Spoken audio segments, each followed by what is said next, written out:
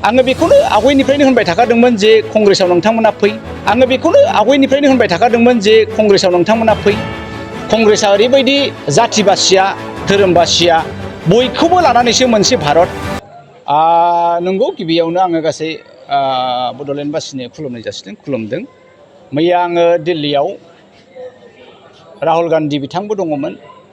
कंग्रेसनि president माल्लिकार्जुन Kharge बिथांबो दङमोन general secretary केसि वेणुगपाल बिथांबो दंमोन आरो आसामनि पिसिसि प्रेसिडेन्ट भुपेन बरा आरो इनचार्ज जितेन्द्र सिंह आरो को इनचार्ज गोबां एमएलए एमपि दंजोबोमोन बावहाय जिबनाव आङो बेबायदि कंग्रेसनि टप लेभेलनि लिडारफोरजों सावरायनो मोनदों आरो बेयो ओरैबायदि मोनसे इनक्लुसिभ सावरायनाय आसामनि जेसेबां जेंना जेंगोना बर' ट्राइबेलनि इस्युखौ लानानै आदिबासि ट्राइब बिथांमोननि इस्युखौ लानानै उग्रपन्थीनि इस्युखौ लानानै गोबां सावरायनाय जादों आरो बे सावरायनायाव गासै जोङो 37 जन बाहागो लादों बे 37 जनाव जों बयबो 2 मिनिट बुंनो मोनदों आङो बेखौनो आवगायनिफ्रायनो होनबाय थाखादोंमोन जे कंग्रेसाव नोंथांमोना फै कंग्रेसा ओरैबायदि जाथि बासिया धोरोम बासिया बयखौबो लानानैसो मोनसे भारत इउनिटि इन डाइभारसिटि जोङो जुदियो गुबुन गुबुन नाथाय बेनो सबसे सुन्दर बेनो सबसे बिउटिफुल बावहायनो खौसेथा दङ आङो होनबाय थादोंमोन जे जोंनि बर' सेंग्राफ्रा सिख्लाफ्रा लाइमोनफ्रा आवगायबो नेशनेल लेभेलाव लिडार जाहैनो नाजा दा बावहाय आं मैया राहुल गान्धी बिथांजों फेस टु फेस सावरायनो मोन्दों फेस टु फेस इन्टारेक्सन खालामनो मोन्दों बिथाङा आंनि बुंनायनि गेजेराव इन्टाराप्ट खालामनानै माखासे बाथ्राफोरबो बुंदों दा बावहाय ओरैबायदि जिउआव गोजोननाय मोन्दों जे राहुल गान्धी बिथाङा दिनै बर'नि समस्याखौ बिथाङाबो मिथिबाय बिटिआरनि समस्याखौ बिथाङा मिथिबाय आसामनि गासै समस्याखौ बिथाङा जोंनिफ्राय खोनासंनानै गावनि नांगौ बायदि बिबुंथिखौ लादों दा बेवहाय मोनसे लेभेलसिम सहैनाय बायदि मोन्दों आं दिनै बर'निफ्राय जानानै दा बेखायनो रायजो राजाफोरनिसिम मोनसे मिजिं मोनसे आसा जायखौ जोङो थांनाय बिटिआर एकर्डआवहाय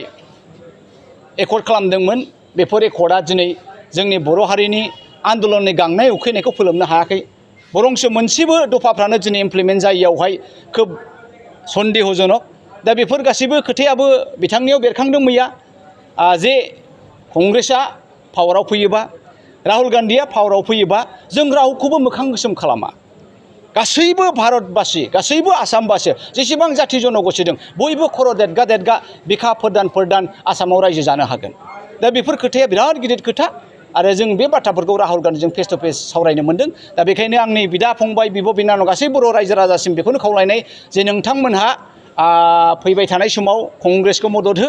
कंग्रेसआ गोजोन थासारिखौ गायसनगोन कंग्रेसआ जोंनि गरिबखौ जोङो होखारगोन कंग्रेसआ इयुथफोरनो जोहोलावफोरनो लाइमोनफोरनो साख्रि बाख्रि गथायनानै होगोन जगायनानै होगोन आरो जोंनि दाबि दाबा जोंनि समस्याफोरखौ कंग्रेसआ नायसनगोन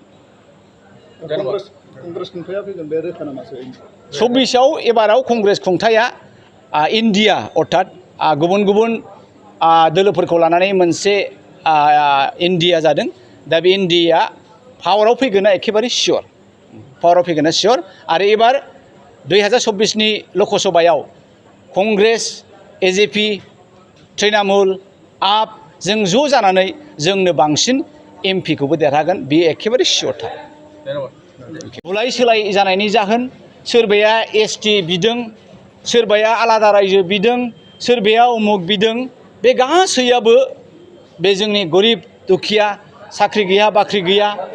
ल' आयेन एन्ड अर्डारा कलाप्स जाबाय बिजेपि गभर्नमेन्टआव दिनै जोंनि मानसिफ्रा गरिब दुखिया बयबो गोजोनै थांनानै थानो लुबैयो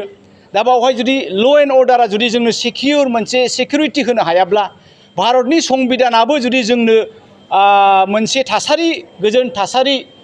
होनो हायाब्ला अब्ला जों सोरनियाव फोथायगोन दा बेफोरखौ लानानैनो जोंनि गेजेराव बुलाय सोलाय जोंनि गेजेराव दाङाबाजि आरो मणिपुर लाइक सिटुवेसनाबो जाफैनो हागौ बेखायनो जोङो खोब केयारफुलि राहुल गान्धीया बे बाथ्राखौ बुंदों माल्लिकार्जुन खारगे बिथाङा बे बाथ्राखौ खोब केयारफुलि जोङो आसामनि गासैबो जाथि जन'गोष्ठीनि समस्याफोरखौ स्टाडि खालामबाय नोंथांमोननि बुंनायखौ जोङो एबारनि इलेक्सनावनो माखासेखौ जों मेनिफेस्ट'आव बेरखांहोगोन आरो 2024आव जुदि जोङो गभर्नमेन्टआव फैनो हायोब्ला रायजो राजाया जुदि गभर्नमेन्टआव लाबोयोबा जोङो आसामनि समस्याखौ जोङो फोजोबगोन बर'नि समस्याखौबो जोङो फोजोबगोन आन्दलनकारिफोरनि समस्याखौ फोजोबगोन सात्र सन्थाननि समस्याखौ जोङो फोजोबगोन टि ट्राइबनि समस्याखौ जों फोजोबगोन आदिबासिनि समस्याखौ जोङो फोजोबगोन मियाखौ लानानै समस्या दाङाबाजि जानाय जोङो बेखौ फोजोबगोन एसटि बिग्राफोरनि समस्याखौ जोङो फोजोबगोन बे जिनिसा खोब गुरुत्वपूर्ण आरो बाहाय थानो मोननानै आंजों लोगोसे दङ जोंहा प्रबिन कुमार भेटेरान कंग्रेस आरो जोंहा बिथां ओरै गवालपारानिफ्राय दुधनैनि MLA जादब सरगियारि बिथांबो दङमोन। 2023-24 सोलोंथाइ बोसोरनि थाखाय गोदान मुं थिसननाय लानानै फैदों डन बस्क' डिग्री कलेज साफागुरिया। देग्लायनिफ्राय डन बस्क' डिग्री कलेज साफागुरियाव बेचलर अफ आर्ट्स एबा BA नि सेथि सेमिस्टारनि गोदानै मुं थिसननाया दायो सोलिगासिनो दं। चिरां जिल्लानि साफागुरियाव थानाय डन बस्क' डिग्री कलेजआ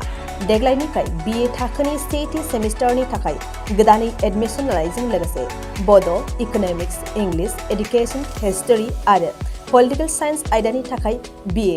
अनार्सनिबो खाबु दं।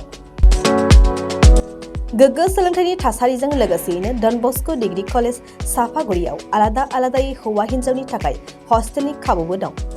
जुदि फरायसाफोरा डन बस्क' डिग्री कलेज साफागुरियाव BA सेथि सेमिस्टारनि थाखाय गोदानै एडमिशन लानायनि सायाव आबुं बाथ्राखौ मिन्थिनोब्ला नैबे मबाइल नम्बर 9365519559 आव थोंजों सुला लानो हागोन।